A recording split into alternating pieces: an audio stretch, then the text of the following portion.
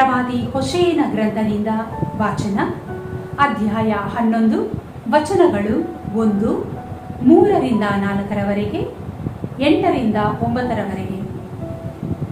ಸರ್ವೇಶ್ವರ ಇಂತೆನ್ನುತ್ತಾರೆ, ಪ್ರೀತಿಸಿದೆನು ಇಸ್ರಾಯೇಲರನ್ನು ಅದರ ಬಾಲ್ಯಾವಸ್ಥೆಯಿಂದ, ಕರೆದನು ನನ್ನ ಆ ಪುತ್ರನನ್ನು ಈಜಿಪ್ಟಿನಿಂದ.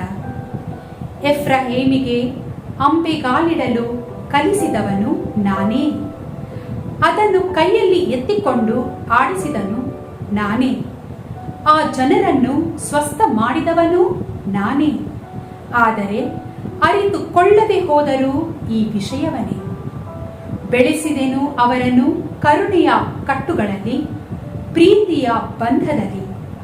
ಸುಧಾರಿಸಿದೆ ಅವರ ಹೆಗಲಿಗೆ ಬಿದ್ದಿದ್ದ ನೊಗವನ್ನು ಬಿಚ್ಚಿ, ಊಟ ಬಡಿಸಿದೆ ಅವರಿಗೆ ನೆಲಸಮ ಬಗ್ಗಿ. ಹೇಗೆ ತ್ಯಜಿಸಲಿ ಎಫ್ರೆಹೇಮೇ ನಿನ್ನನ್ನು? ಹೇಗೆ ಕೈ ಬಿಡಲಿ ಇಸ್ರಾಯೇಲೇ ನಿನ್ನನ್ನು? ಹೇಗೆ ಈಡು ಮಾಡಲಿ ದುರ್ಗತಿಗೆ ನಿನ್ನನ್ನು ಆತ್ಮನಂತೆ? ಹೇಗೆ ನಾಶ ಮಾಡಲಿ ನಿನ್ನನ್ನು ಜಬೋಯೀಮನಂತೆ? ತಡೆ ಹಿಡಿಯುವೆನು ನನ್ನ ಉಗ್ರ ಕೋಪವನ್ನು, ನಾಶಪಡಿಸಲಾರೆ ಮರಳಿ ಎಫ್ರಾಯೀಮನನ್ನು. ನರಮಾನವನಲ್ಲ, ದೇವರು ನಾನು, ನಿಮ್ಮಲ್ಲಿ ನೆಲೆಯಾಗಿರುವ ಸದಮಲ ಸ್ವಾಮಿಯು. ನನ್ನದಲ್ಲ ನಾಶ ಮಾಡುವ ರೋಷವು. ಪ್ರಭುವಿನ ವಾಕ್ಯ. ದೇವರಿಗೆ ಕೃತಜ್ಞತೆ ಸಲ್ಲಲಿ. ಕೀರ್ತನೆ ಶ್ಲೋಕ. ಉದ್ಧರಿಸುವ ಆ ಒರತೆಗಳಿಂದ ಸೇದುವಿರಿ ನೀರನ್ನು ಹರುಷದಿಂದ. ದೇವರೇ ಉದ್ಧಾರಕ ನಿನಗೆ, ಆತನಲ್ಲಿದೆ ನನಗೆ ನಿರ್ಭೀತ ನಂಬಿಕೆ. ದೇವಾದಿದೇವನೇ ಎನಗೆ ಶಕ್ತಿ, ಆತನಿನ್ನ ಕೀರ್ತನೆಯ ವ್ಯಕ್ತಿ. ತಂದಿಹನಾಥ ಎನಗೆ ಮುಕ್ತಿ. ಉದ್ಧರಿಸುವ ಆ ಒರತೆಗಳಿಂದ ಸೇದುವಿರಿ ನೀರನ್ನು ಹರುಷದಿಂದ. ಉದ್ಧರಿಸುವ ಆ ಒರತೆಗಳಿಂದ ಸೇದುವಿರಿ ನೀರನ್ನು ಹರುಷದಿಂದ. ಸಲ್ಲಿಸಿರಿ ಸರ್ವೇಶ್ವರನಿಗೆ ಕೃತಜ್ಞತೆಯನ್ನು, ಸ್ಮರಿಸಿರಿ ಆತನ ಶ್ರೀನಾಮವನ್ನು. ಸಾರಿರಿ ಜನತೆಗೆ ಆತನ ಕಾರ್ಯಗಳನ್ನು, ಘೋಷಿಸಿರಿ ಆತನ ನಾಮ ಘನತೆಯನ್ನು. ಉದ್ಧರಿಸುವ ಆ ಒರತೆಗಳಿಂದ ಸೇದುವಿರಿ ನೀರನ್ನು ಹರುಷದಿಂದ. ಹಾಡಿರಿ ಸರ್ವೇಶ್ವರನಿಗೆ ಸ್ತುತಿಯನ್ನು, ಎಸಗಿಹನಾಥ ಮಹಿಮಾ ಕಾರ್ಯಗಳನ್ನು. ತಿಳಿಸಿರಿ ಜಗದಾದ್ಯಂತಕ್ಕೆ ಈ ವಿಷಯವನ್ನು. ಸಿಯೋನಿನ ನಿವಾಸಿಗಳೇ, ಹಾಡಿರಿ ಮಾಡಿರಿ ಭಜನ. ನಿಮ್ಮ ಮಧ್ಯೆ ಇರುವ ಆ ಘನವಂತನ, ಇಸ್ರಾಯೇಲಿನ ಸ್ವಾಮಿ ಪರಮ ಪಾವನ. ಉದ್ಧರಿಸುವ ಆ ಒರತೆಗಳಿಂದ ಸೇದುವಿರಿ ನೀರನ್ನು ಹರುಷದಿಂದ. ಎರಡನೆಯ ವಾಚನ. ಅಧ್ಯಾಯ 3, ವಚನಗಳು 8. ಪೌಲನು ಎಫೆಸಿಯರಿಗೆ ಬರೆದ ಪತ್ರದಿಂದ ವಾಚನ. ಅಧ್ಯಾಯ 3, ವಚನಗಳು 8-12 ಮತ್ತು 14-19. ಸಹೋದರರೇ, ದೇವಜನರೆಲ್ಲ ನಾನು ಅತ್ಯಲ್ಪನು. ಆದರೂ ಯೇಸುಕ್ರಿಸ್ತರ ಅಪರಿಮಿತ ಆಧ್ಯಾತ್ಮಿಕ ಸಿರಿ ಸಂಪತ್ತಿನ ಬಗ್ಗೆ ಅನ್ಯ ಜನರಿಗೆ ಪ್ರಬೋಧಿಸುವ ಸೌಭಾಗ್ಯ ನನ್ನದಾಯಿತು. ಸಮಸ್ತವನ್ನು ಸೃಷ್ಟಿಸಿದ ದೇವರು ಆದಿಯಿಂದಲೂ ಗುಪ್ತವಾಗಿಟ್ಟಿದ್ದ ತಮ್ಮ ಯೋಜನೆಯನ್ನು ಈಡೇರಿಸುವ ವಿಧಾನವನ್ನು ಸರ್ವಜನರಿಗೆ ತಿಳಿಯಪಡಿಸುವುದಕ್ಕಾಗಿ ನನ್ನನ್ನು ಆರಿಸಿಕೊಂಡಿರುವರು. ಹೀಗೆ ಧರ್ಮಸಭೆಯ ಮೂಲಕ ದೇವರು ಬಹುರೂಪದ ಜ್ಞಾನವು ಅಶರೀರ ಶಕ್ತಿಗಳ ಅಧಿಕಾರಿಗಳಿಗೂ ಅಧಿಪತಿಗಳಿಗೂ ಈಗಿನ ಕಾಲದಲ್ಲಿ ತಿಳಿಯಬೇಕೆಂಬುದೇ ಅವರ ಉದ್ದೇಶವಾಗಿತ್ತು. ತಮ್ಮ ಪೂರ್ವ ಸಂಕಲ್ಪದಂತೆಯೇ ಇದನ್ನು ದೇವರು ನಮ್ಮ ಪ್ರಭುವಾದ ಯೇಸು ಕ್ರಿಸ್ತರಲ್ಲಿ ಕಾರ್ಯಗತಗೊಳಿಸಿದರು. ಯೇಸು ಕ್ರಿಸ್ತನಲ್ಲಿ ನಾವಿಟ್ಟಿರುವ ವಿಶ್ವಾಸದ ಮೂಲಕ ಅವರಲ್ಲಿ ಒಂದಾಗಿ ದೇವರ ಸಾನ್ನಿಧ್ಯವನ್ನು ಸೇರುವ ಧೈರ್ಯ ಹಾಗೂ ಭರವಸೆ ನಮಗಿದೆ. ಈ ಕಾರಣ ನಾನು ಮೊಣಕಾಲೂರಿ ಪಿತನಲ್ಲಿ ಪ್ರಾರ್ಥಿಸುತ್ತೇನೆ. ಸ್ವರ್ಗದಲ್ಲೂ ಭುವಿಯಲ್ಲೂ ಪ್ರತಿ ಕುಟುಂಬವು ತನ್ನ ಹೆಸರನ್ನು ಪಡೆದಿರುವ ಅವರಿಂದಲೇ ಅವರು ತಮ್ಮ ಮಹಿಮೆಯ ಸಂಪನ್ಮೂಲಗಳಿಂದ ಪವಿತ್ರಾತ್ಮ ಅವರ ಮುಖಾಂತರ ನಿಮ್ಮ ಅಂತರಂಗವನ್ನು ಬಲಗೊಳಿಸಲಿ. ನಿಮ್ಮ ವಿಶ್ವಾಸದ ಫಲವಾಗಿ ಯೇಸು ಕ್ರಿಸ್ತರು ನಿಮ್ಮ ಹೃದಯಗಳಲ್ಲಿ ಸದಾ ವಾಸಿಸಲಿ ಮತ್ತು ನಿಮ್ಮ ಜೀವನವು ಪ್ರೀತಿಯಲ್ಲಿ ಬೇರೂರಿ ಸದೃಢವಾಗಿ ನಿಲ್ಲಲಿ.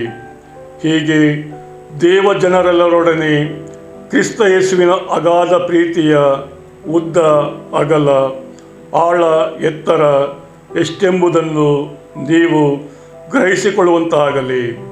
ಹೌದು, ಜ್ಞಾನವನ್ನು ಮೀರಿದ ಈ ಪ್ರೀತಿಯನ್ನು ಅರಿತುಕೊಳ್ಳಲು ಆಸಕ್ತರಾಗಬೇಕು. ದೇವರ ಪರಿಪೂರ್ಣತೆಯಿಂದ ತುಂಬಿದವರಾಗಬೇಕು ಎಂದು ನಾನು ಬೇಡಿಕೊಳ್ಳುತ್ತೇನೆ. ಪ್ರಭುವಿನ ವಾಕ್ಯ. ದೇವರಿಗೆ ಕೃತಜ್ಞತೆ ಸಲ್ಲಲಿ. ಘೋಷಣೆ. Alleluia, alleluia. ನಾನು ವಿನಯಶೀಲನು, ದೀನ ಹೃದಯನು. ನನ್ನ ನೊಗಕ್ಕೆ ಹೆಗಲ ಕೊಟ್ಟು ನನ್ನಿಂದ ಕಲಿತುಕೊಳ್ಳಿ. ನನ್ನ ನೊಗ ಹಗುರ, ನನ್ನ ಹೊರೆ ಸುಗಮ. ಅಲ್ಲೆಲೂಯ. ಯೋಹಾನನು ಬರೆದ ಪವಿತ್ರ ಶುಭ ಸಂದೇಶದಿಂದ ವಾಚನ. ಅಂದು ಪಾಸ್ಕ ಹಬ್ಬದ ಹಿಂದಿನ ದಿನ, ಮಾರನೇ ದಿನ ಸಬ್ಬತ್ ದಿನವೂ ದೊಡ್ಡ ಹಬ್ಬವೂ ಆಗಿತ್ತು. ಸಬ್ಬತ್ ದಿನದಂದು ಶವಗಳು ಶಿಲುಬೆ ಮೇಲೆ ತೂಗಾಡುವುದು ಸರಿಯಲ್ಲ ಎಂದುಕೊಂಡು ಶಿಲುಬೆಗೇರಿಸಲಾಗಿದ್ದವರ ಕಾಲುಗಳನ್ನು ಮುರಿದು ಅವರ ಶವವನ್ನು ಅಂದೇ ತೆಗೆಯಿಸಿಬಿಡಲು ಯಹೂದ್ಯರು ಪಿಲಾತನಿಂದ ಅಪ್ಪಣೆ ಕೇಳಿಕೊಂಡರು. ಅಂತೆಯೇ ಸೈನಿಕರು ಬಂದು ಯೇಸುವಿನೊಡನೆ ಶಿಲುಬೆಗೇರಿಸಲಾಗಿದ್ದ ಮೊದಲನೆಯವನ ಮತ್ತು ಎರಡನೆಯವನ ಕಾಲುಗಳನ್ನು ಮುರಿದರು. ತರುವಾಯ ಯೇಸುವಿನ ಬಳಿಗೆ ಬಂದರು. ಯೇಸು ಆಗಲೇ ಸತ್ತು ಹೋಗಿರುವುದನ್ನು ಕಂಡು ಅವರ ಕಾಲುಗಳನ್ನು ಮುರಿಯಲಿಲ್ಲ. ಆದರೂ ಸೈನಿಕರಲ್ಲಿ ಒಬ್ಬನು ಈಟಿಯಿಂದ ಅವರ ಪಕ್ಕೆಯನ್ನು ತಿವಿದನು. ಕೂಡಲೇ ರಕ್ತವು ನೀರು ಅಲ್ಲಿಂದ ಹೊರಗೆ ಹರಿದು ಬಂದವು. ಇದು ಕಣ್ಣಾರೆ ಕಂಡವನ ಹೇಳಿಕೆ. ಈ ಹೇಳಿಕೆ ಸತ್ಯವಾದುದು. ತಾನು ಸತ್ಯವನ್ನೇ ನುಡಿಯುತ್ತೇನೆಂಬ ಅರಿವು ಅವನಿಗೆ ಇದೆ. ನೀವು ವಿಶ್ವಾಸಿಸಬೇಕೆಂದೇ ಆತನು ಇದನ್ನು ಹೇಳಿದ್ದಾನೆ. ಆತನ ಎಲುಬೊಂದನ್ನು ಮುರಿಯಕೂಡದು ಎಂದು ಪವಿತ್ರ ಗ್ರಂಥದಲ್ಲಿ ಬರೆದಿದೆ. ಆ ವಾಕ್ಯ ನೆರವೇರುವಂತೆ ಹೀಗೆ ನಡೆಯಿತು. ತಾವು ಇರಿದವನನ್ನೇ ಅವರು ಈಕ್ಷಿಸುವರು ಎನ್ನುತ್ತದೆ ಇನ್ನೊಂದು ವಾಕ್ಯ. ಪ್ರಭುವಿನ ಶುಭ ಸಂದೇಶ. ಕ್ರಿಸ್ತರೇ ನಿಮಗೆ ಸ್ತುತಿಯಾಗಲಿ. ಸಹೋದರ ಸಹೋದರಿಯರೇ, ಪ್ರಿಯ ಮಕ್ಕಳೇ ಮತ್ತು ಯುವಜನರೇ, ಇಂದು ನಾವು ಯೇಸುವಿನ ಪವಿತ್ರ ಹೃದಯದ ಹಬ್ಬವನ್ನು ಆಚರಿಸುತ್ತೇವೆ. ಈ ಸಮಯದಲ್ಲಿ ನಮಗೆಲ್ಲರಿಗೂ ಯೇಸುವಿನ ಪವಿತ್ರ ಹೃದಯದ ನಾವು ಶುಭಾಶಯಗಳನ್ನು ಕೋರುತ್ತೇನೆ. ಎಲ್ಲದಕ್ಕೂ ಮುಖ್ಯವಾದ ಸುಂದರವಾದ ನಮಗೆ ಎಲ್ಲರಿಗೂ ಆದರ್ಶವಾದುದು ಗುರುತಾಗಿದ್ದು ಪ್ರೀತಿಯ ಗುರುತಾಗಿದ್ದು ಹೃದಯ. ನಾವು ಯಾವಾಗಲೂ ಪ್ರೀತಿ ಮಾಡಿದರೆ ಹೃದಯವನ್ನು ಬಿಡಿಸಿ ಕೊಡುತ್ತೇವೆ. ಹಾಗೆ ಯಾರಾಗಾದರೂ ಮದುವೆ ಸಮಾರಂಭದಲ್ಲಿಯೋ ಅದು ಯಾವುದರಲ್ಲಿ ಪ್ರೀತಿಯ ಸಂಕೇತವಾಗಿ ಹೃದಯವನ್ನು ಬಿಡ್ತೇವೆ. ಯೇಸುವಿನ ಕೊನೆಯ ಘಟನೆ ಆಗಿತ್ತು. ಈ ಶಿಲುಬೆ ಮೇಲೆ ಅವರು ಸತ್ತು ಹೋದಾಗ ಸೈನಿಕನು ಬಂದು ಅವರ ಎದೆಯನ್ನು ತೀವಿತ್ತು. ಅದರಿಂದ ರಕ್ತ ಮತ್ತು ನೀರು ಹರಿಯಿತು. ಇದು ಒಂದು ನಮ್ಮ ಸಂಸ್ಕಾರಗಳ ಉಗಮವಾಗಿದೆ. ನಮ್ಮ ಪವಿತ್ರ ಸಂಸ್ಕಾರ ನಮ್ಮ ಧರ್ಮಸಭೆಯ ಉಗಮವಾಗಿದೆ. ಹಾಗಾದರೆ ನಮಗೆಲ್ಲರಿಗೂ ಇದು ಒಂದು ಪ್ರೀತಿಯುದಾಗಿದೆ. ಹಾಗಾದರೆ ಯೇಸುವಿನ ಹೃದಯದ ಎಂಥದ್ದು ನೋಡಿರಿ, ಅದರ ದೃಶ್ಯವನ್ನು ಪ್ರೀತಿಯಿಂದ ಅದನ್ನು ಮೊದಲು ಕೆಳಗಡೆ ಚುಚ್ಚಿದಿದೆ, ಅದು ಇಂದ ರಕ್ತ ಸುರುತ್ತಾ ಇದೆ. ಹಾಗಾದರೆ ಈಗಲೂ ನಮಗೂ ಪ್ರೀತಿಯಿಂದ ರಕ್ತ ಸುರುತ್ತಾ ಇದೆ. ನಮ್ಮ ಎಲ್ಲ ಪಾಪಗಳನ್ನು ಕ್ಷಮಿಸಲು ಶುದ್ಧಗೊಳಿಸಲು ಬರಲಾಗಿದೆ. ಅದರೊಂದು ಮುಳ್ಳಿನ ಕಿರೀಟವಿದೆ. ಅಂದರೆ ಅಷ್ಟೊಂದು ಕಷ್ಟಪಟ್ಟ ಹೃದಯ ಮುಳ್ಳಿನ ನಮಗೆಲ್ಲರ ಕಷ್ಟಗಳಿಗೆ ಸಹಾಯ ಮಾಡೋದಂತ ಗುರುತಾಗಿದೆ. ಮೇಲೆ ಕಡೆ ಜ್ವಾಲೆಗಳು ನೋಡ್ತೇವೆ. ಮೋಶೆಗೆ ಉರಿಯುವ ಪೊದೆಯಲ್ಲಿ ನೋಡಿದ ಜ್ವಾಲೆಗಳು ಇಲ್ಲೂ ಇದೆ. ಮೋಶನ ಸಂಪೂರ್ಣವಾಗಿ ಅವರಿಗೆ ರೂಪಾಂತರಗೊಳಿಸಿದ ಆ ಜ್ವಾಲೆಗಳು ಈಗೂ ನಮಗೆ ರೂಪಾಂತರಗೊಳಿಸ್ತವೆ ನಮಗೆ. ಹಾಗೆ ಮೇಲೆ ಶಿಲುಬೆ ಇದೆ, ಅದು ಜಯಗಳಿಸಿದ್ದು ಸೈತಾನ ಮೇಲೆ. ನಮ್ಮ ಪಾಪಿ ಸ್ವಭಾವದ ಮೇಲೆ ನಮ್ಮ ಎಲ್ಲ ವ್ಯಾಮೋಹಗಳ ಮೇಲೆ ಕೈ ಕೆಡಿಸಿದಂಥ ಆಗಿದೆ. ಹಾಗಾದರೆ ಪ್ರಿಯರೇ, ಇದಂತೂ ಸುಂದರವಾದ ಹಬ್ಬವಾಗಿದೆ. ಎಲ್ಲ ಹಬ್ಬಗಳ ಸಂಪೂರ್ಣವಾಗಿ ಶಿಖರವಾಗಿದೆ, ಸಂಪೂರ್ಣವಾಗಿದೆ. ಯೇಸುವಿನ ಈ ಪ್ರೀತಿ ಹೃದಯ ಅದನ್ನು ಎಷ್ಟೊಂದು ಧ್ಯಾನಿಸಿದರೂ ನಮಗೆ ಸಾಲದು, ನಮಗೆ ಅರ್ಥ ಮಾಡೋಕ್ಕೆ ಆಗಲ್ಲ, ಅಷ್ಟೊಂದು ಪ್ರೀತಿಯಾಗಿದೆ. ಹಾಗಾದರೆ ಇಂದು ಬೇಡೋಣ ದೇವರೇ, ಯೇಸುವಿನ ಹೃದಯದಲ್ಲಿ ನನಗೆ ನಿಮ್ಮ ಹೃದಯದಲ್ಲಿ ಇಟ್ಕೊಳ್ಳಿ, ನನಗೆ ನಿಮ್ಮ ಹೃದಯದಲ್ಲಿ ಅವರನ್ನು ಅಡಗಿಸಿಟ್ಕೊಳ್ಳಿ ಸ್ವಾಮಿಯೇ. ನಮಗೆ ನಿಮ್ಮ ಹೃದಯದಂತೆ ನನ್ನ ಹೃದಯವನ್ನು ಮಾಡಿರಿ ಸ್ವಾಮಿಯೇ. ನಿಮಗೆ ಕರುಣೆ, ವಾತ್ಸಲ್ಯ, ಕ್ಷಮಾಪಣೆ, ಪ್ರೀತಿ, ಸೌಹಾರ್ದತೆ ಎಲ್ಲ ಸದ್ಗುಣಗಳನ್ನು ಆ ಹೃದಯದಲ್ಲಿತ್ತು. ಅಂಥ ಸದ್ಗುಣ ತುಂಬಿ ನನ್ನ ಹೃದಯವನ್ನು ನಿಮ್ಮ ಹೃದಯದಂತೆ ಮಾಡಿರಿ ಎಂದು ಈ ಬಲಿ ಪೂಜೆಯಲ್ಲಿ ಈ ಸ್ವಾಮಿಯಲ್ಲಿ ಯೇಸುವಿನ ಹೃದಯದಲ್ಲಿ ಬೇಡೋಣ.